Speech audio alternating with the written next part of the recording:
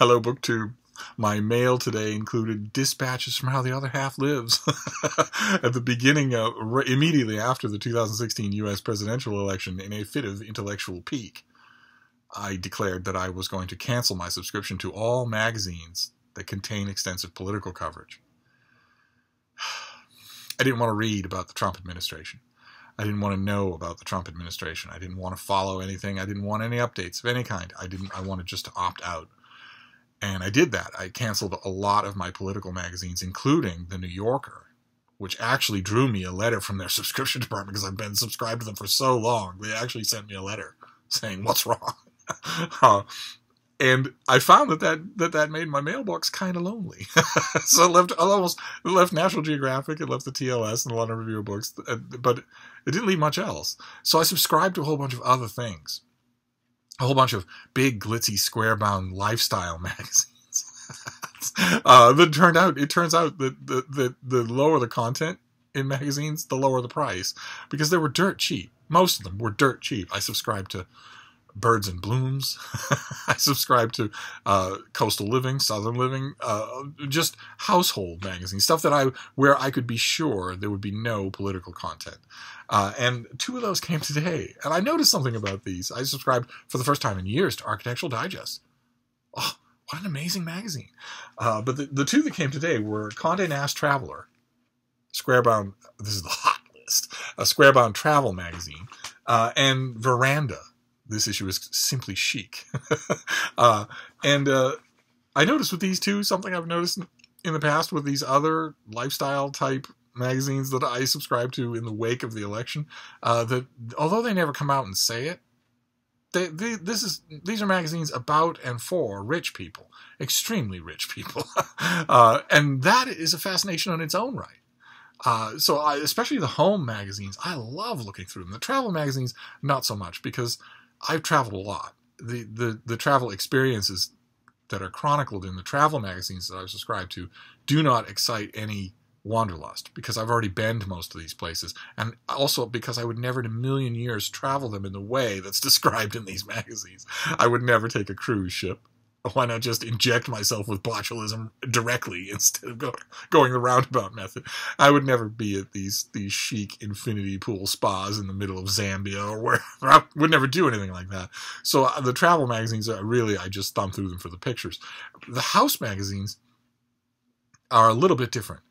These are opulent urban palaces that are just amazing, but they don't look lived in.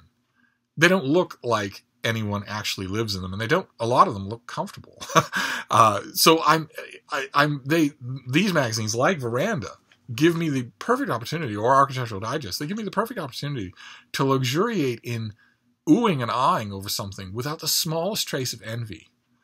Which is, it's difficult to describe, but it's a great feeling. I look at the enormous libraries of these Upper East Side apartments or these Palm Beach mansions or whatever. I look at their patios and their swimming pools and their backyards with palm trees and manicured lawns, and I can ooh and ah because of how aesthetically pleasing they are, but I can watch them free of any kind of envy, because I wouldn't trade him for this crowded book room for all the mud in Egypt. I wouldn't do it. I wouldn't even hesitate. So those came today, and I will thumb through them with great delight.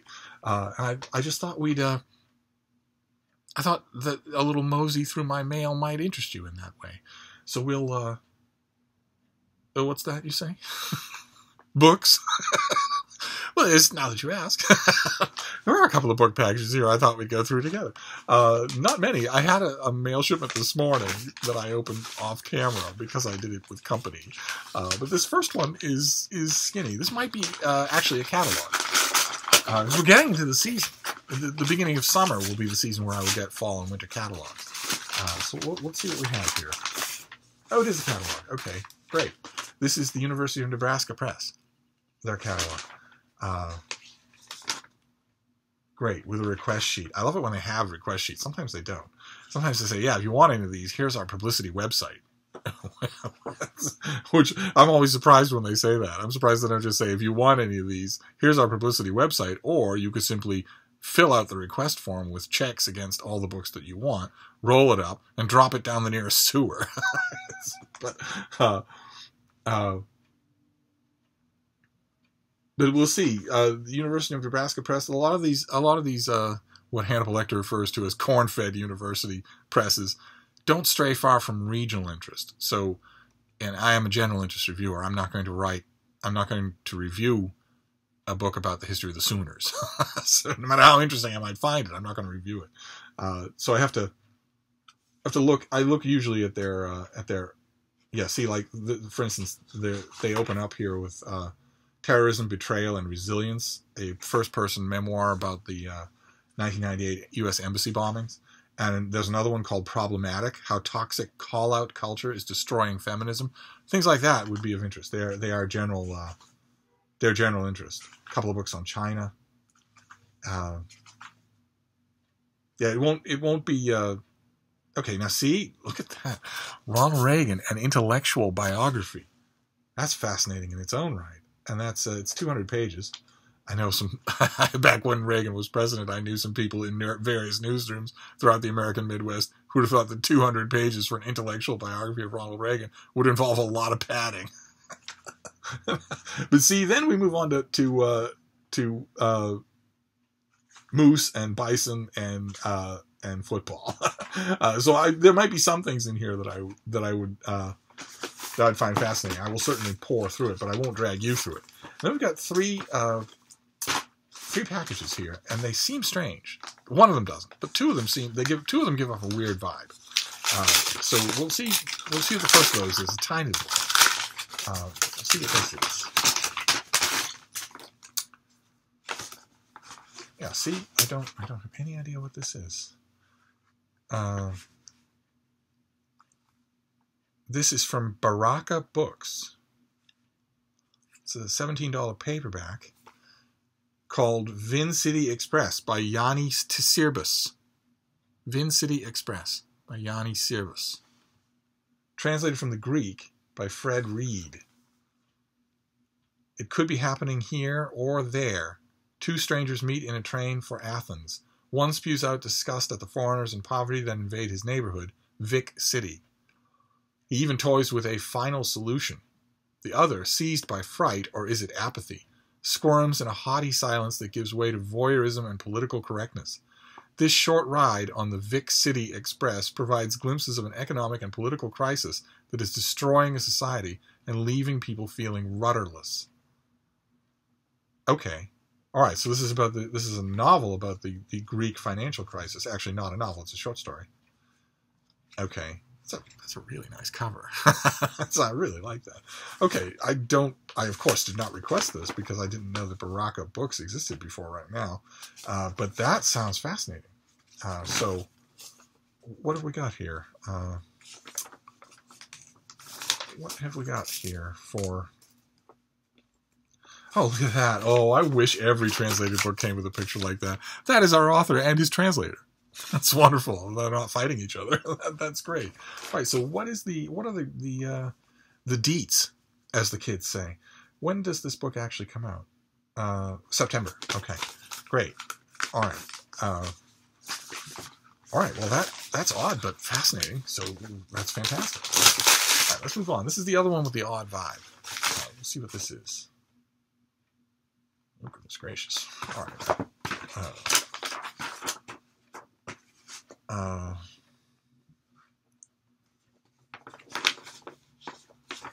Okay, what have we got here?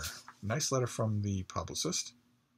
This also comes out in September, and it is by Eugene Garber, and it is called The House of Nordquist. That is the cover.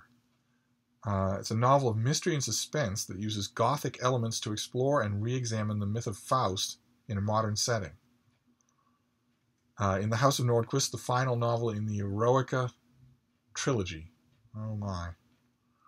Okay, well, we know the rule here, right, on this channel, that you can be the final volume all you like, but if I feel left out, that's your fault, not mine. So I'll just read this and hope that it's a book on its own. I firmly maintain, I mean, the quintessential example of that is The Lord of the Rings. Shouldn't be, because Tolkien conceived it as one book, but nevertheless, it's always packaged as 3 books. And I firmly believe that if you pick up Return of the King, you won't feel left out. You'll be caught up in the action right away. Let me see here, though. In this book, the author creates his most demonic characters of the series. The Faustian Eric Nordquist, deep in the infernal regions of the bizarre house of his mad father, conducts an atrocious experiment. He will extract from the body of a Holocaust victim sounds for a world-changing symphony. Day after day, he stands at his synthesizer, transforming the sounds of a maimed body into appalling skeins of lachrymose reverberations. But his theft of the life force of his subject is not his only transgression. He sucks all sound around him into the vortex of his mad dream of cleansing cataclysm. His most devoted follower, Paul Albright, not only assists in the experiment, but becomes infected with unholy powers. Now, years later, the house of Nordquist is burned to the ground by an unknown arsonist. Eric is on the loose in the scene with the score of his abysmal symphony. Paul is in pursuit. Can Paul find Eric and the sinister score? And if he does, what will he do? Okay, I confess, I'm not seeing any echoes of the Faust story in that plot description. But the plot description sounds interesting in its own right. It's obviously bordering right on the edge of, of being so tasteless that readers will come into it with outrage. You're dragging life experiences of a Holocaust survivor out of their spirit and transforming it into music. That's fascinating and weird. But I guess in a way, that something that is that disturbing, viscerally disturbing and fascinating and weird is the ideological successor to what the Gothic novel was originally. We tend to forget that when we read Gothic novels now. They seem so quaint, but they were designed to deeply and genuinely upset their readers. So Eugene Garber might be onto something. Do we know who Eugene Garber? Who are you? He has published 5 books of fiction and is the creator with 8 other artists of Eroica, a hypermedia fiction.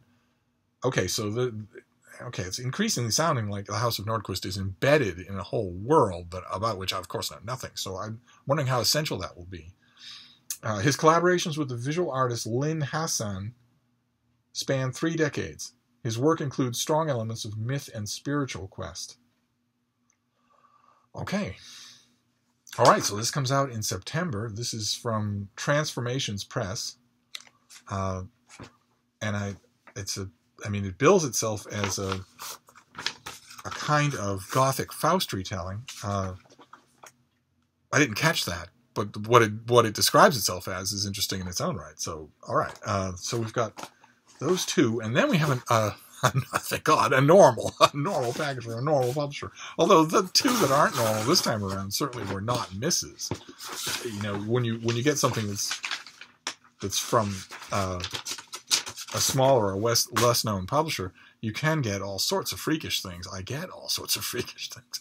Those 2 were interesting. Okay. All right. Who is this?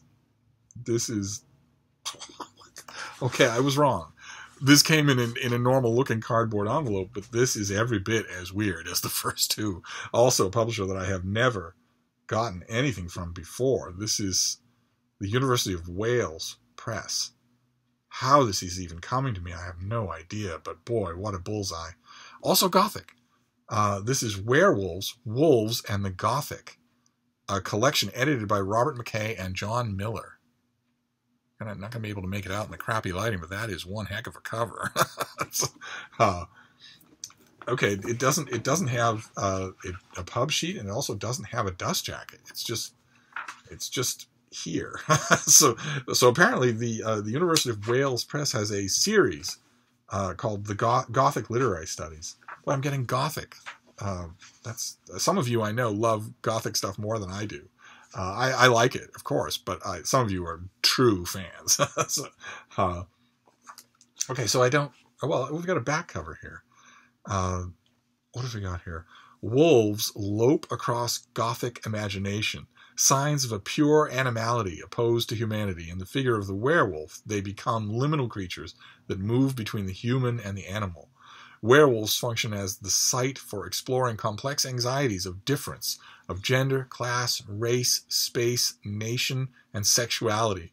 But the imaginative and ideological uses of wolves also reflect back on the lives of material animals, long persecuted in their declining habitats across the world.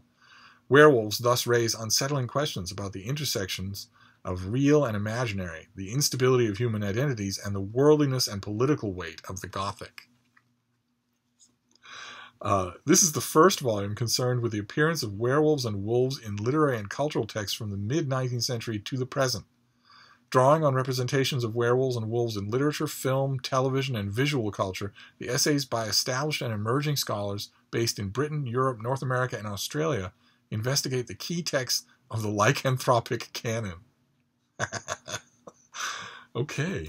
All right, so shall we take a wee nosy at the table of contents? So we have... okay, chapter 2 is wicked wolf women and shaggy suffragettes, lycanthropic femme fatales in the Victorian and Edwardian eras. Then post-colonial vanishings, wolves, American Indians, and the contemporary werewolves. Sooner or later, one of these things is going to... Oh, okay, there's one on Twilight, there's one on Ginger Snaps. Surely American Werewolf in Paris. Yeah, that comes up here as well. One of these chapters is called Something That Is Either Werewolf or Vampire, interrogating the lupine nature of Bram Stoker's Dracula. Okay. All right, this is right up my alley.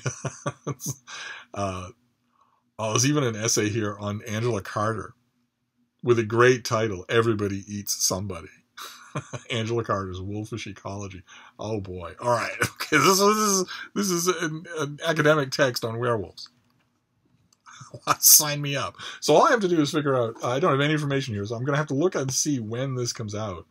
And I'm actually perversely hoping that it comes out really soon, or is out already, because that will give me the flimsy excuse that I need to read this immediately, because I really want to read this immediately. But actually, I kind of sort of want to read all of these immediately. So that's not a bad mail haul, I guess, as far as things go. So we have Werewolves, Wolves, and the Gothic. Unfortunately, an academic text that has a subtitle as a title, of course. Werewolves, Wolves, and the Gothic is a subtitle. What you do is you ask somebody, namely me, to come up with a title, a catchy title. And you use Werewolves, Wolves, and the Gothic as the subtitle. But that's all right. Publishers never asked me. If they did, I'd be happy to oblige for free. Then we have The House of Nordquist by Eugene Garber. No details on the cover about it being the third book in a series, so I'm hoping that means the author is confident that it can stand on its own.